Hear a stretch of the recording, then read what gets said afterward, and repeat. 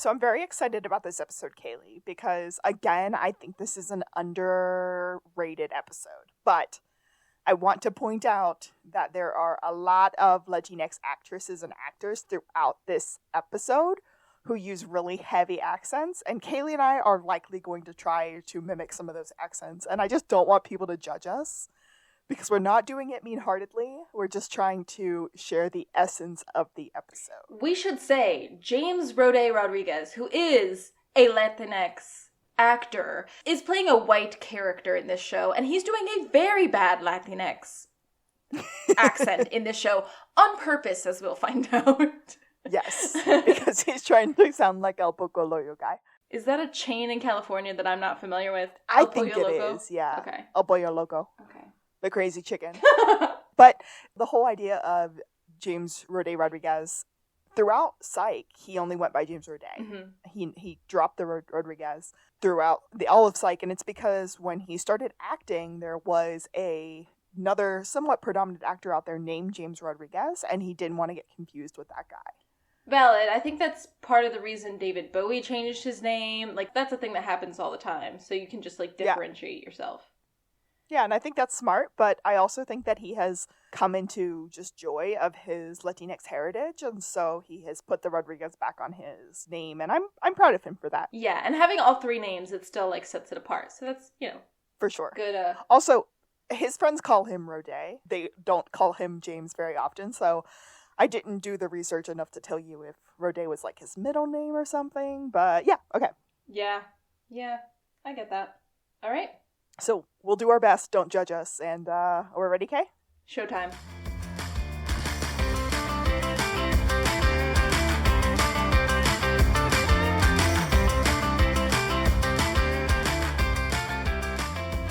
This is... To the Blueberry!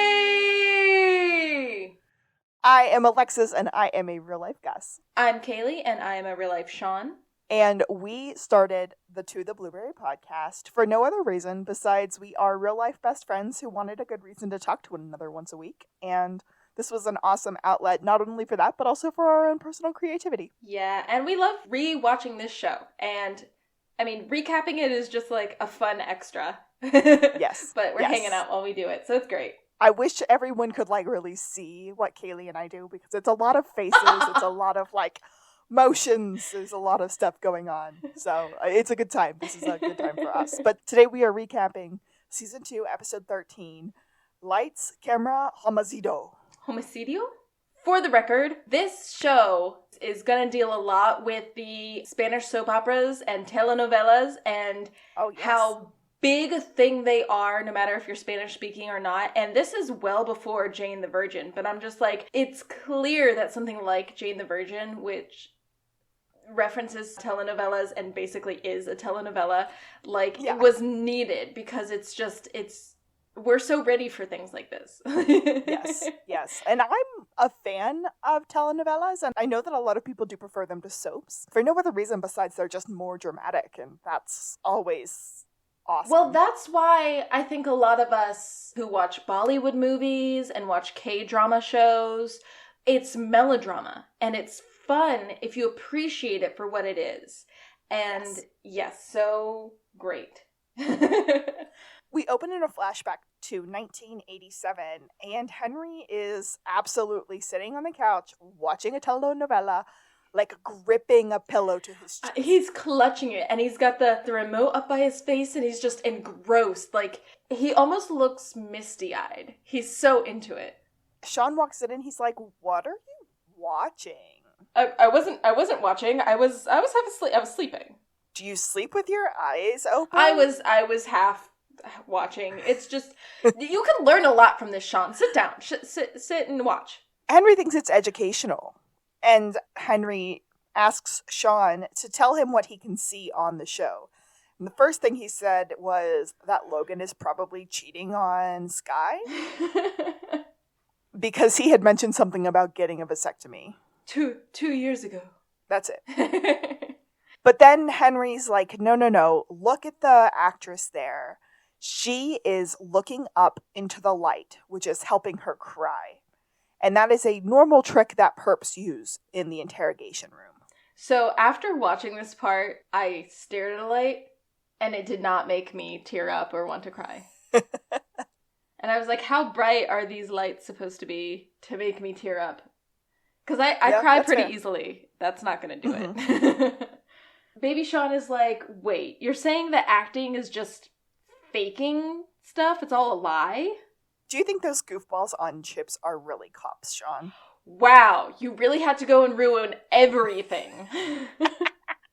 We got to present day, and Sean and Gus are on a golf cart at a studio. Yeah, we're on a studio lot, and Gus is pretty sure they're not allowed to be in that cart.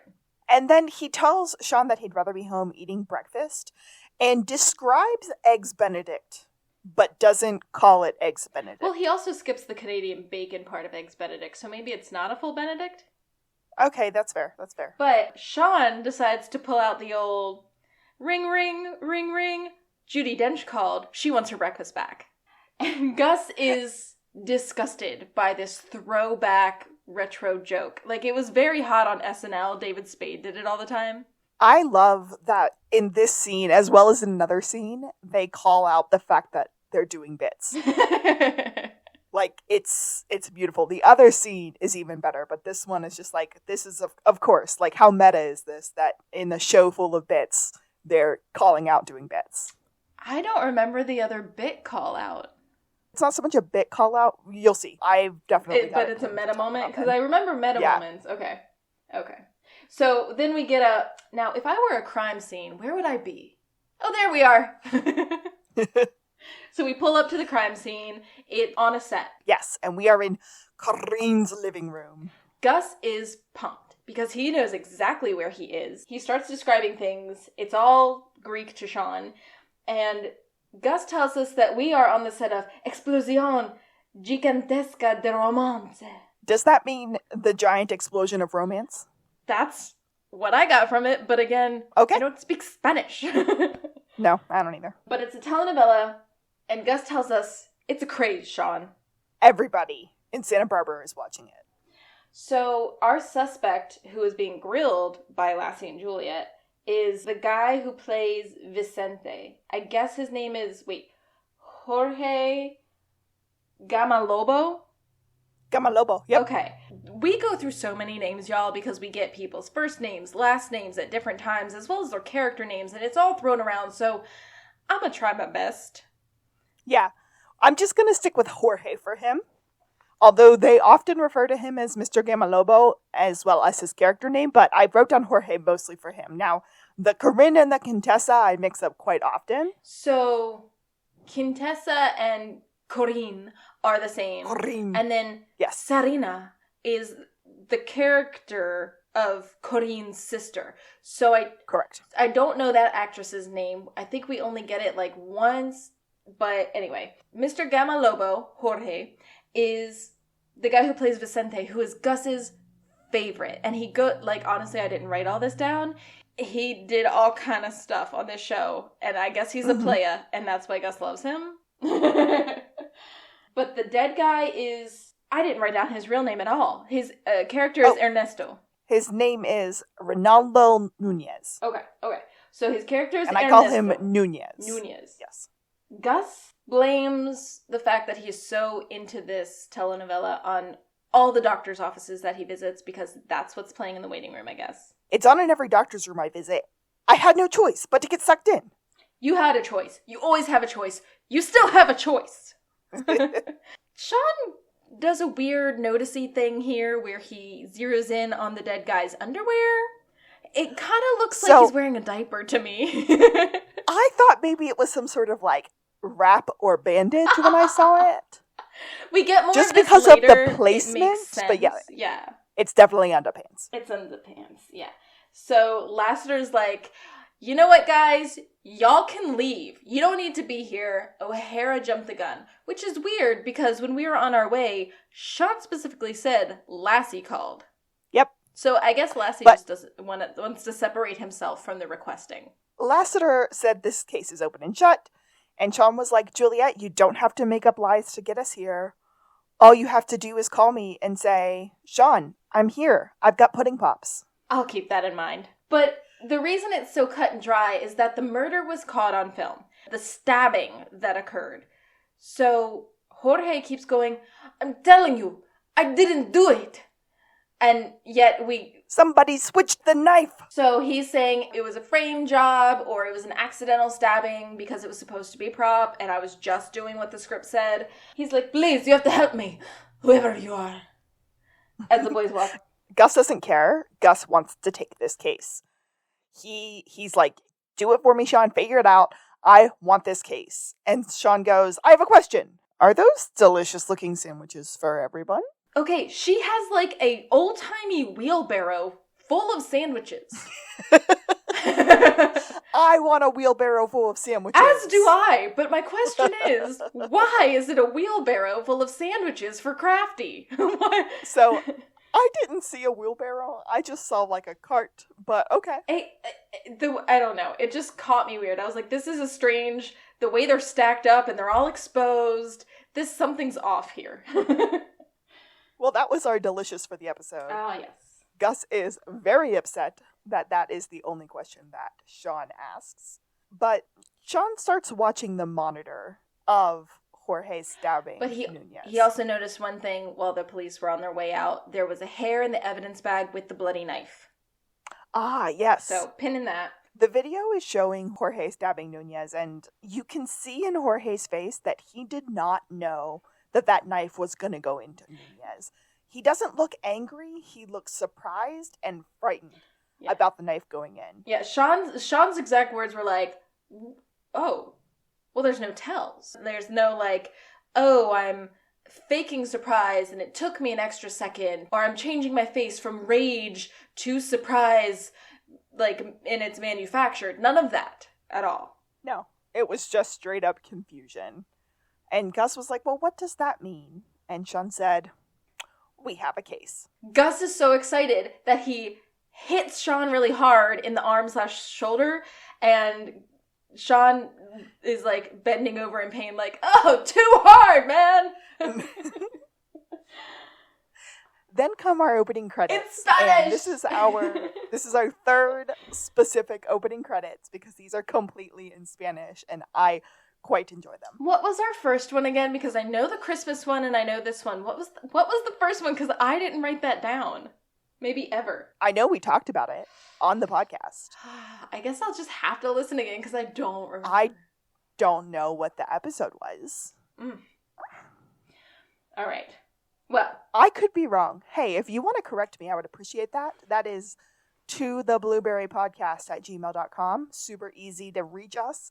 Let me know that I'm wrong, or let me know that I'm right. I would appreciate it. All right. Cut to Santa Barbara Police Department, where Sean is putting on a spectacle display, seemingly for Chief, and then we find out that Jules and Lassie are also in the room. Chief isn't convinced. Gus really isn't playing into the scene as the victim being stabbed. I need some emotion. Sean says, for that to have been faked, it would have had to be, like, the stupidest murderer ever. Lassie says, or the smartest, because, like, as a cover of, oh no, it was an accident. We do find out that Jorge has been pulled from the show pending the investigation. What? No, you can't! They can't do that! Gus is very upset, but only because he's worried about the storyline. He has to figure out if it's that guy's baby. He needs to find out who the father of Serena's baby is. Sean mentions the hair on the murder weapon, and Jules admits that they have not tested it yet. Laster doesn't even want to test it, which I say, that's terrible police work. Yes, it is. You're not following the evidence at all, bruh. Sean said, I think it's a woman's hair, or perhaps belonging to a Ted Nugent imposter. Lassie is like, it could have been from anywhere. It could have been from the person who bagged it. To which Chief points out, you mean the bald guy I can see from my window right now? I didn't get his name. It's not Dobson, so it doesn't matter to me. Sean said, I just need 1 day. Give us 1 day to correct this terrible mishap that the Santa Barbara Police Department has created and solve this case. And basically clear the name of the Santa Barbara Police Department for being terrible at solving crimes. Lassiter did point out that really the only evidence they needed was that evidence of watching him stab. Because they do. They have absolute video evidence of Jorge stabbing Nunez. We're at the studio, and Sean is most excited about the craft service table, which is not surprising. Now they're officially on the case. They get access, and he's so pumped. But Gus is like, no. It's time to work. We've only got 1 day to enjoy the crafty. We've got to get down to it. They run into Lance Rothstein, who is one of the writers or the head writer for the show.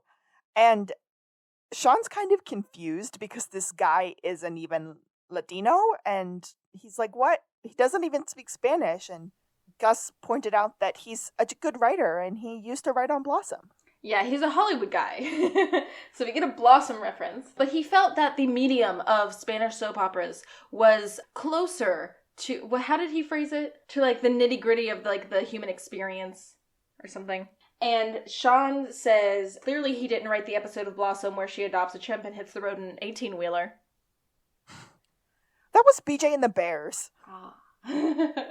Lance is like, I don't talk to actors. Go give your headshots to someone else. And Sean's like, I am not an actor. My name is Sean. I'm a psychic. This is my partner, Lavender Gooms. Gus steps in to say his real name because he's a big fan. But he's like, sir, this was not a murder. And Lance is like, duh, I'm not even psychic, and I knew that. But what he says is, I don't need a crystal balls to tell you that much. And kind of walks off, and Sean just goes, I want to appreciate the fact that I didn't even touch that. I just left it there. So Lance is saying that a murder is still loose, and someone in my condition does not need this kind of added stress. I've already got hereditary angina and shin splints. What a good Gus move right there. And then he just kind of quickly looks at Sean again and goes, listen, are you sure you're not an actor? Because you really do have a certain look. Gus says, what, a shallow look? Does that look shallow? Lance is really worried because if they don't get the show done and recorded today, they're going to have to do the show live at the end of the week, and he really doesn't want to do that. They're like, okay, well then, can you at least tell us where Jorge lives so that we can go find him? And he's like, dude, his marriage broke up 2 years ago. He lives here. And they see his dressing room where he quote-unquote lives. At the Santa Barbara Police Department, Juliet is pushing Lassiter, and she really wants to question some other cast members, but Lassiter is not about that. He just feels like the only true suspect is Jorge, and that's all there is to it. But then Juliet notices a new female officer who is checking in to work, and the female officer straight up ignores Juliet as she tries to offer a friendly hand. Well, Lassiter told us that her name is Pasquaretti Penny. She's a newbie from Oakland. Jules is really excited. She's like, yes, new blood. I love new blood. And Lassiter, in a very Jamie way, is like, I hate new blood. But Jules also says, like, it's nice to have more females around because we're swimming in an ocean of testosterone here. That's kind of what it's like where I work.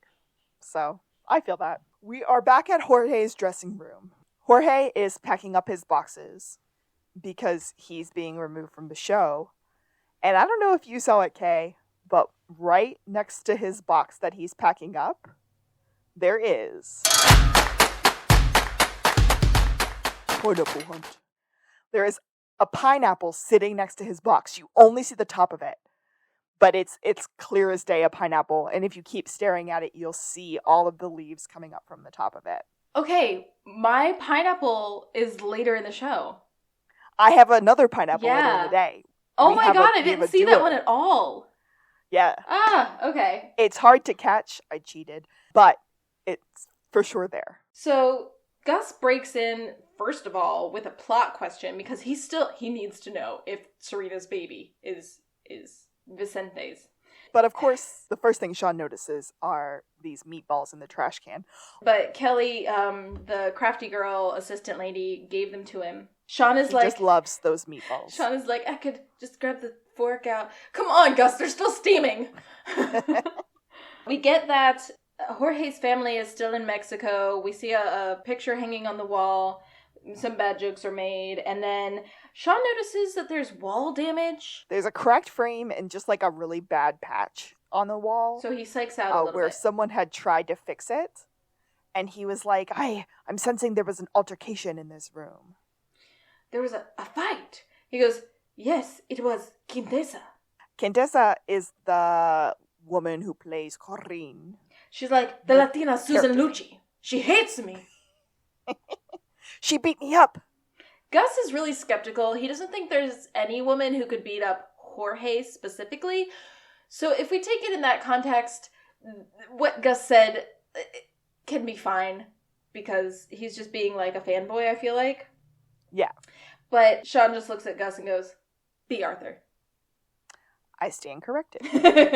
So then we hear breaking glass, and Quintessa is fighting with Lance. And we get that it's over a line, and he promises to change it, so she opens her door, and then he's like, I just need to know another Spanish word for nipple. No. So she... I don't care what the line is. No. You don't have to say the word nipple. She throws a vase of flowers at him, and then he, runs away. And Sean clocks, on the floor of her dressing room, the blue and white underwear.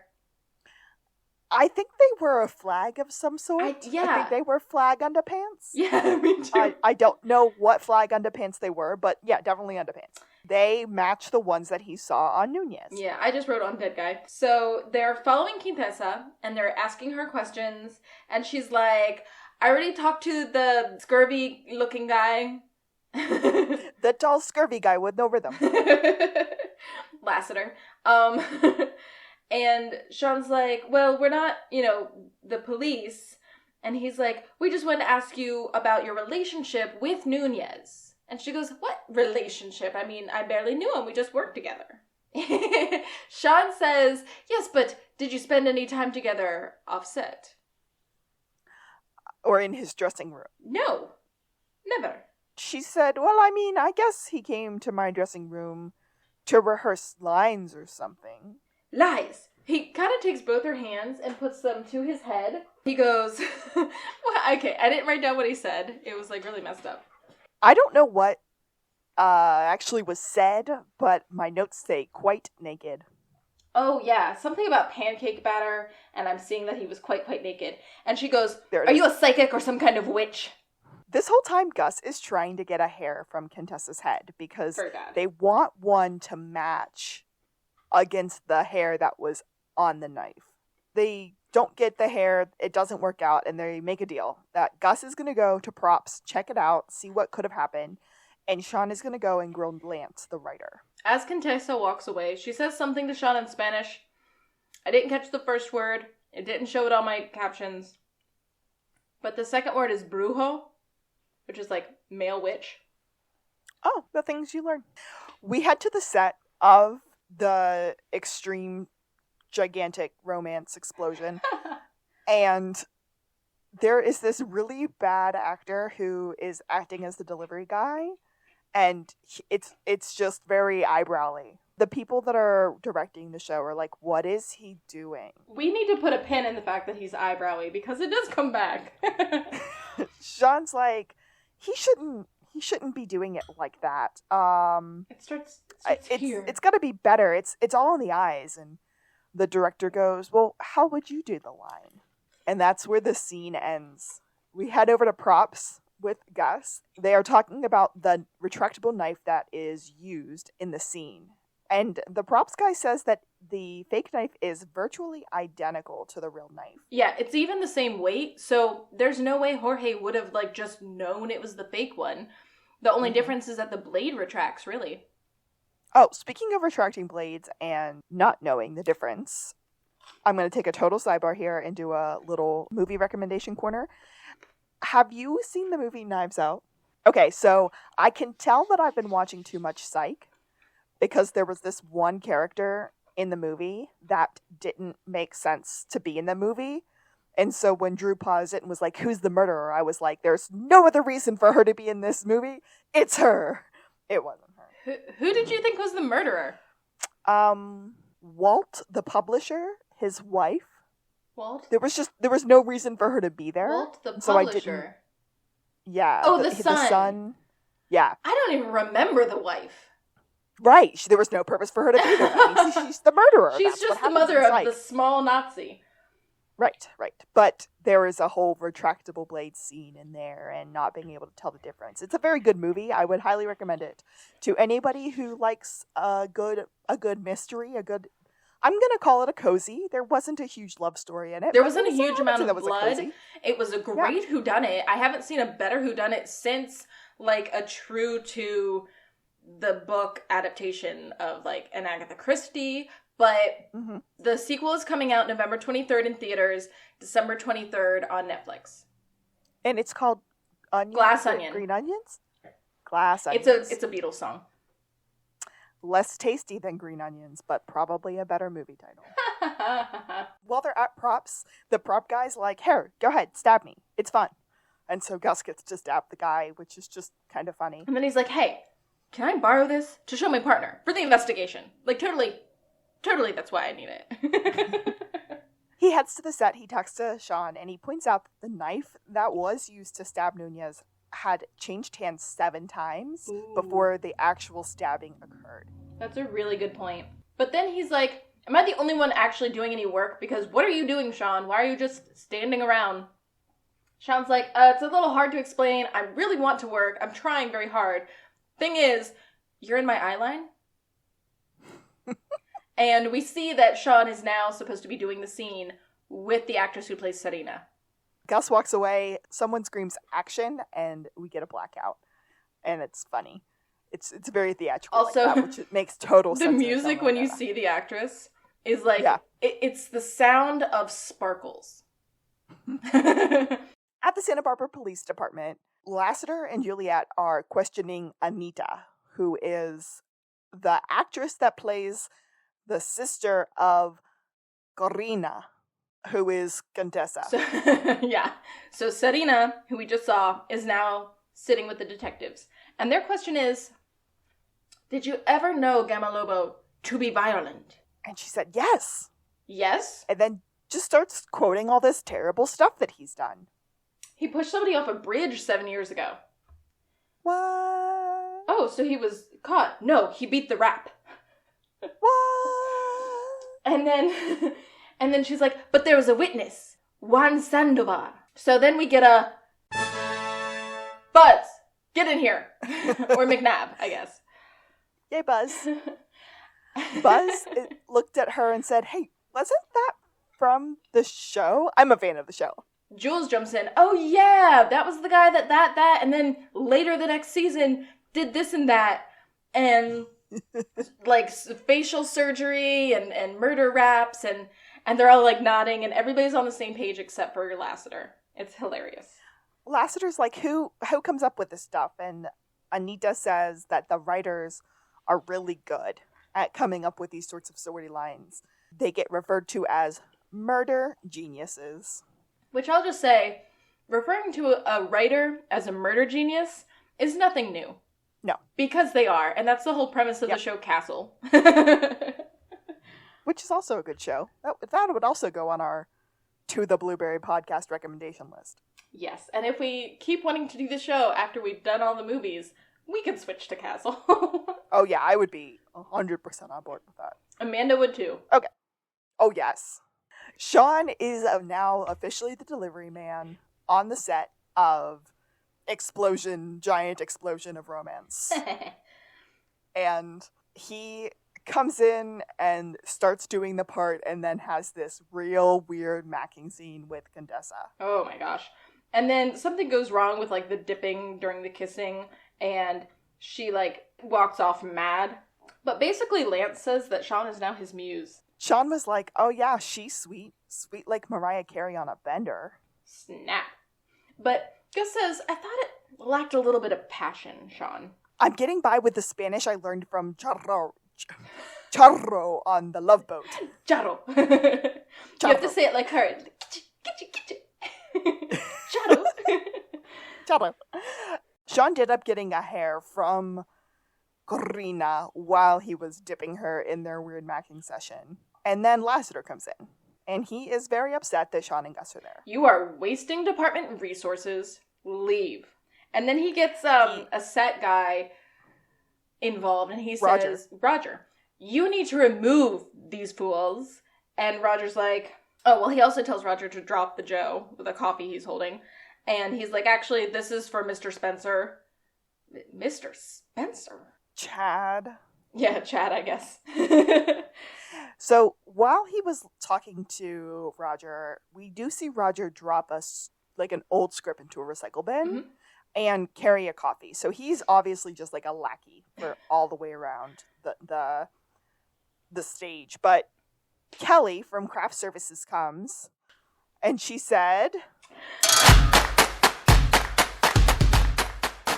these pineapple Peking dumplings were made special for you, Chad. In case you missed it, I have to emphasize something here. When Roger came, Roger called him Mr. Spencer. Well, Chad. I guess. And when Kelly came, Kelly called him Chad. Now, the writers refer to them regularly as Chad and Karina instead of Gundesa and Sean, but it's a very weird kind of line between the two characters that you've seen get blurred many times already, including with Anita when she was in police custody. That's a really good point. Gus takes the pineapple Peking dumplings and eats them. And Lassiter's like, no. No. Because he sees that Sean has a seat with his name on it sitting at the set. What do you call those? Those kinds of seats with like the cloth backings that have the personalization? Director's chair is what I would call it. Yeah. But he's not a director, so... Cast chair? Sure. Okay. So then Sean hands Lassie a little baggie that has a hair in it. And he's like, here you go. And then Lassiter opens the bag, takes the hair out, and poofs it away. Lassiter, that's uncalled for. Sean is appalled. Yes. I guess they did analyze the hair from the baggie that had the knife in it, and the hair was from a synthetic wig. But that's still not appropriate to do to someone who's trying to help you. And here's my thing. Lassiter instantly goes, the hairs on Contessa Gabrielle's head is real, so it's not a match. Ha ha ha ha ha. But he didn't even test that woman's hair. You don't know if she's got secret synthetic weave? Yeah, she got a weave. That's not her hair. I would bet all of the money in the world. And you know what? Good for her, because most people would never even think about it. I just look at weaves all the time, so I'm all about it. But come on.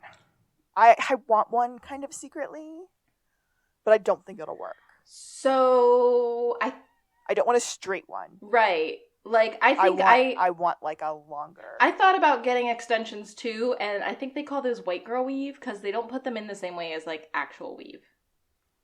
Oh, okay. Again, the more you learn. I kind of have not white girl hair though. We don't know what kind of hair you have because even sisters can't straighten that mess. Yeah. But I love your hair. No, that's not completely true. Ari does a wonderful job straightening my hair. And it stays straight for all of 18 hours. Do you know, I thought the person that you used in college to help you straighten your hair was Latina. Yeah. So my old college roommate loved straightening my hair. She had very straight, nice hair, but she loved straightening my hair. And she was from El Salvador. Oh, baller. That's where my friend's parents were from. We're in the writer's room. Lassiter enters, and he asks Lance for all of the scripts and all of the storylines because he has a warrant to search and confiscate the writer's room because the writers are murder geniuses.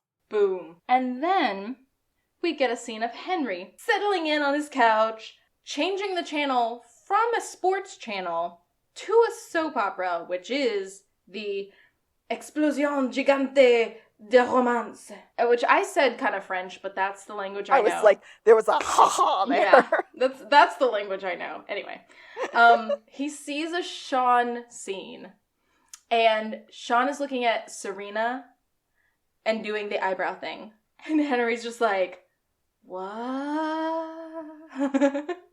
Sean brings back those eyebrows. All of a sudden, we are in the hospital. Oh, yeah. And it's the same B-roll of the hospital that we get, like, every time we get a hospital. Correct. Lassiter and Juliet come in because Jorge tried to 1144 himself. Lassiter is certain that it was because he was so guilty because he left a note saying that he had murdered Nunez. Thank you. But Sean and Gus are already there by his side. Lassiter is so over it. He cannot take any more. And he tells them to get out right now. And a nurse enters. And she's like, I'm going to have to ask you to leave, sir. Juliet very politely explains that they are the detectives investigating this man who is now in a coma, apparently. And the nurse says, the only people authorized to be in this room are these two gentlemen who are on his friends and family's list. Boom. Sean does share with Lassiter that he has no family in the area, which we found out from the picture earlier. And Juliet just looks at them and goes, how does he make friends so fast? Gus says, I can't believe this guy was that depressed, though. I mean, murder, attempted suicide, a coma? This is really starting to turn into an actual soap opera. At that most convenient moment, Sean sees another hair, just like the one from the knife, near/on Jorge's head. He picks it up and he says, unless he was wearing a wig, I don't think he tried to kill himself. And dramatically turns. What? What are you saying? What? That's what Gus says. They have this whole back and forth where Sean makes a very dramatic statement, and Gus is like, dude, you're confusing me. It happens 3 times. In true comedy fashion. And Sean is like, dude, I've given this to you 3 different ways. Like, how are you not getting this? Because Gus is not playing his dramatic melodrama games. The same person who attacked Nunez attacked Jorge. And we get this very dramatic music playing that ends the scene. Back at the SPPD, we're looking at the 1144 note that Jorge apparently left. And Jules starts reading it. And Lassiter says, wait a second, I know that. And Jules is like, what do you mean you know that? He starts digging through all the scripts that he had confiscated from the writers. And he realizes that word for word, the 1144 note that Jorge left was from a scene earlier on Romanza Explosion de Giganticas. Please don't judge me for this.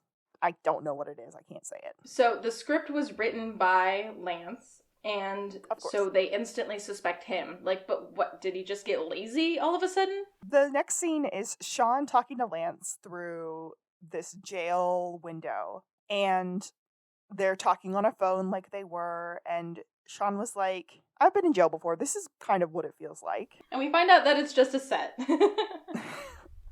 Oh, I mean, these phones aren't real, but yeah, it's the same. And it was, of course, just the set. But at that very moment, Lassiter and Juliet come in to arrest Lance for the murder of Nunez. Sean said, don't worry, I can get you off on that one.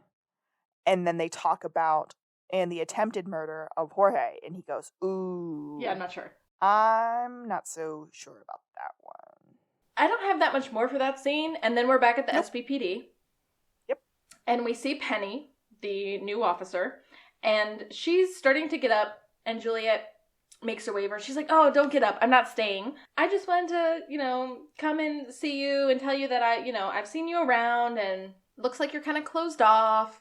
And I forget how it happens, but then she's like, oh, I also noticed you eating a cupcake the other day, so I got you the same kind. It's red velvet. Here you go.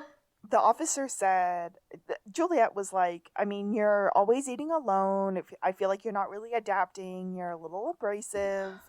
And I want you to know that, or how things work around here. I want you to have friends. And the officer said, I think I'm getting a good idea of how things go around here. Good. Oh, good. Juliet's just so happy about this. And I think that Juliet has the same love language that I do, which I appreciate immensely. Which love language is that? Gift giving. Ah. We are outside the studio, and Henry is chilling there. Yeah, Henry's on lot, and then Sean comes up, and he's like, well... Dude, you gotta try this sandwich. But Henry's like, I already had lunch. What am I doing here? Sean said, "You always complain that you have never been able to visit me while I was working a real job, and now here I am in a real job." This isn't a real job, Sean. Henry thinks that Sean is just seeking attention by doing this, and again shares his Henry wisdom about the case. When Sean tells him everything that's been going down, he said, "I just don't know why it would have happened. Jorge didn't have a motive." Henry said, "No motive, no conviction." I don't know what scene we get it in, but Lassiter and Juliet had this conversation a little bit, and Lassiter thinks there are motives for different people for different reasons. None of it holds water. But Henry basically outs himself as a habitual watcher of the show, and he starts denigrating Sean for all the messed up stuff that his character does. Like, "I can't believe you did this and that to that person, and you have no integrity, and you sound like the El Pollo Loco guy." Sean was like, wait a second. You're talking about Chad. It's me, character. Papa. And then he gets his brainwave after he says, "I'm trying to sound like the El Pollo Loco guy." He says, "They can't tell the difference." Why couldn't a fan blur the line between the show and reality if my own father could blur the line between the show and reality? And then we get another look at the fans who are waiting outside, who Henry was surprised to see because Sean's barely been on the show for 5 days. And they're literally like screaming, "Oh my gosh, Chad!" And also, "I want your baby!" But they're men? And Sean's just like, "Why don't I have any female fans?" Actual jail. Actual jail, yeah. And Lance loves being in jail. He feels like it's fuel for the show because he hasn't had any real life experiences up to this point. But this is it. This is real life experience. It's like Hemingway, like Elroy, Steinbeck, Danielle Steele. Sean goes, "Ethan Hawke." Gus said, "Judy Blume." Lance said, "Exactly." So, basically, Lance doesn't want to leave jail. He thinks it's fuel for his writing because he grew up in Pasadena? Yeah, not anywhere hard. And they tell him that the Santa Barbara prison isn't hard. It was rated like a good alternative for some spas. And he's not really hearing them, but basically they're like, "Listen, you need to write the show to help us catch a crazed fan because that's who we know is behind this now." Lance is like, "That's perfect. I'm going to write from in here. I love it in here." Yeah. But Sean has a psychic freakout, just like a little one, where he said that the murderer is doing this to protect Corinne. Oh, that's a good point. I didn't write that down at this point. Lance is listening and he's like, "Okay, that's a good story, but what's Act 2? And the boys are like, "Dude, this isn't a story." Okay, fine. And Sean wants him to write a scene where Chad is going to hurt Corinne so that the murderer will come looking for Sean, aka Chad, and protect Corinne. Right. We're back at the SBPD, and Chief is voraciously eating a salad and watching Explosion Gigante de Romance. Jules walks in and she's like, "Hey, you wanted to see me?" I don't know how to say this, Juliet, but I wanted to get your side of things. The new officer, Penny Pasquaretti? Yes, Pasquaretti, I think. Has filed a harassment charge against Juliet. And Juliet's like, "What? I haven't done anything. All I did was give her a cupcake." You gave her a cupcake? You're lucky she didn't bring you up for stalking. Chief Vic gives Juliet some advice, which is that the women in the department are in general more cautious for good reason, and they are much more slow to trust one another. She shouldn't try to push it onto anyone. Penny or anyone. Yeah, and so Juliet's like, "What? So we just can't have friends? No female officer can have friends?" And Chief kind of says, "Yeah." She absolutely says yeah, and Juliet is just heartbroken. And she's like, "But I kind of thought that we were friends." We're not. And stop buying pastries. So Jules goes to leave, and Chief kind of goes, "I like your blouse." "Oh, thanks. I got it on sale. It was so pretty. Yada, blah, blah, blah." Stop. Please leave. I don't care. And that was, in my opinion, Vic's way of saying, I need to prove my point, but I also want to know that I care about you as a human. That's exactly what I got.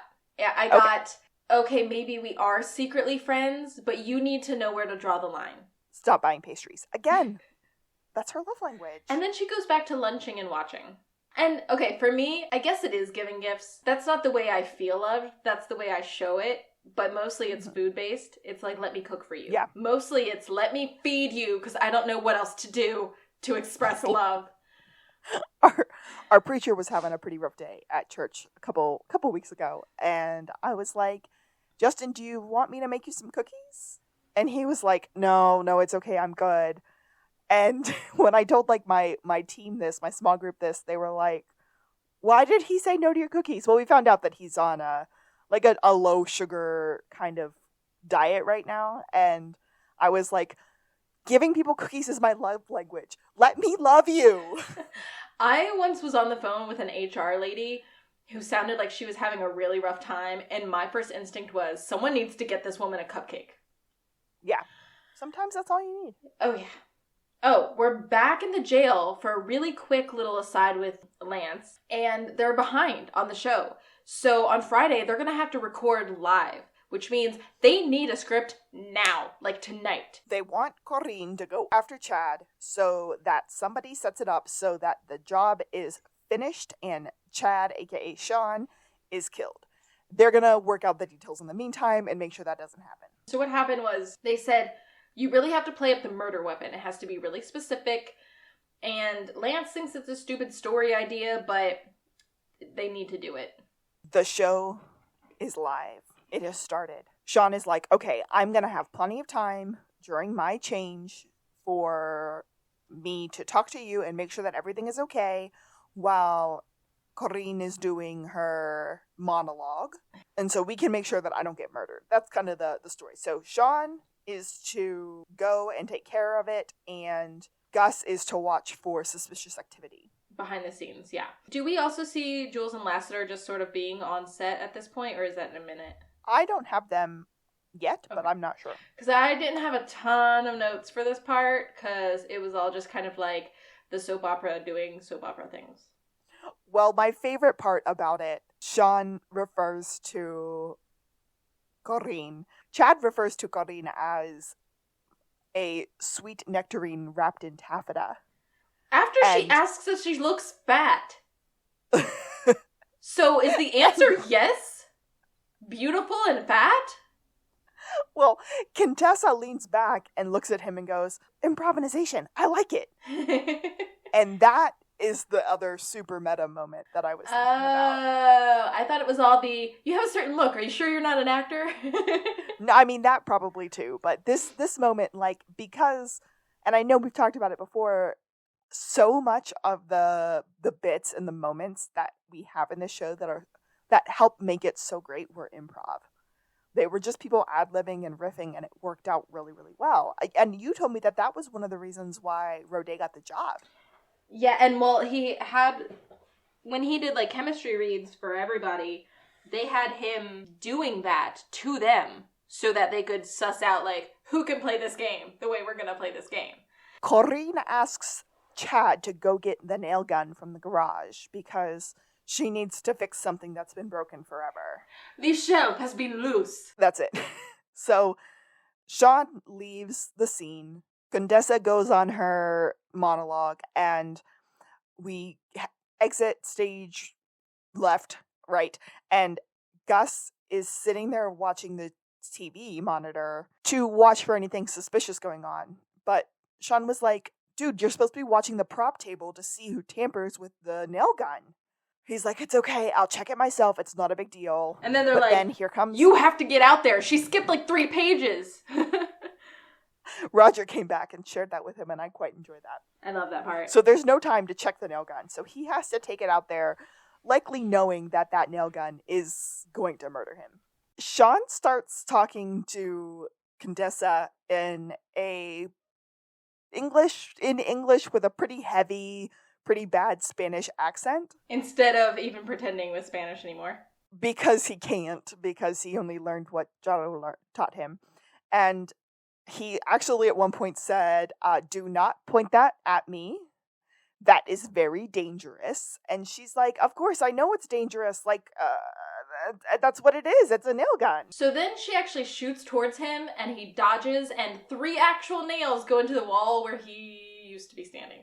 They all freak out. Oh my gosh, this is a real nail gun. And Sean starts to do his recap right there on live TV for the world to see. He thinks that it's her twin sister, or maybe someone who wants to be her twin sister. Someone who wants to be Corinne. And then he's trying to figure it out and finally looks at Contessa and is like, okay, I'll just tell you, you translate for me. And he whispers in Contessa's ear and she just stops, points, and goes, you did it! And he was like, where's the drama here? And he's pointing to Kelly, our little PA girl. The little craft services girl that makes all the delicious food. So what we find out is that Kelly took it upon herself to avenge Corinne for all of the terrible things that were happening to her on the show. And she admits it. She fully goes, yes, I did it. Because, Corinne, you were too weak to protect yourself, and he was treating you so bad, and he just had to go. Why do they always admit it? She's like very like, Chad, you're terrible. You cheated and blah, blah, blah, and you had to die. And she grabs the nail gun and tries to shoot Sean again. We do find out that she was the one that switched the knives, and she had gotten Jorge by poisoning these meatballs that he loves so much that she brings to him all the time. And that is how Jorge ended up in a coma and how Nunez ended up dead. But the reason we got this was because Sean noticed a little tiny mark on Kelly's head where the wig that she was wearing to impersonate Corinne whenever she was doing these awful, cruelly, deadly murder things. Yeah. Lassiter and Jules come on set where we're still rolling, folks. All of this is on film. And they arrest her. And when they realize they're on film, Lassiter just sort of goes, Mi amo, Detective Carlton Lassiter. Mi gusto queso. I like cheese too, Lassie. I do not. It's all yours. What? I only took 7th grade Spanish. And Jules is just like, really? Mi gusto queso? That's what you go with? And they walk off scene. The final scene of this episode, Henry, Sean, and Gus sitting at Henry's house watching an episode of Explosion Gigante de Romance. Thank you, Kaylee. It is Anita, Jorge, and Corinne, and they are carrying a wrapped body.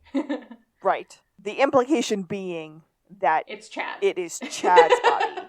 Okay, but on the sofa, Gus, Sean, and Henry are so wrapped. They're just like curled up on themselves and they're just like watching avidly. And this is where we find out that Chad was in fact the father of Anita's baby. Was it Anita's baby or Serena's baby? Serena. Serena was Anita's character's name. Ah, yes. Okay, yes. And Gus goes, They dump the body in the well. They walk away. And then we pan over and look into the well, and bubbles start coming up. And then Chad comes out from the well, looks straight up at the camera. End of episode. He's also sort of doing eyebrows. Not just end of the explosion romance show, but in fact, the end of the Psych episode. Psych season 2, episode 13 or 12 or whatever episode we're on. And then we get more episode 13. Spanish credits. Yes, they're beautiful. Those are so fun. That is again, underrated, funny episode. Short of that one scene that we didn't talk about. Well, it's like one part of a scene, yeah. Yeah. There's not a ton of stuff that doesn't age well in this episode, and I do feel like we're finding that a little bit more as we're going on.